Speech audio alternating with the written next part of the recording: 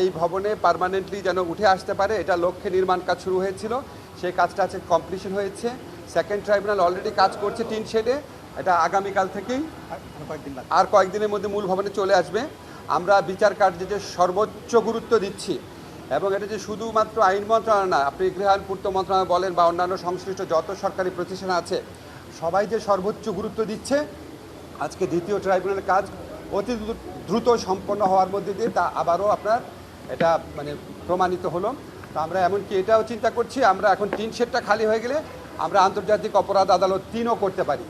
যদি আমরা 3 করতে পারি, তাহলে আমরা অন্যান্য যে আন্তর্জাতিক অপরাধ আছে, যেমন গুম বা অন্য ধরনের যে আন্তর্জাতিক অপরাধ, সেই সমস্ত অপরাধের বিচার কার্য দ্রুততর করতে পারবো।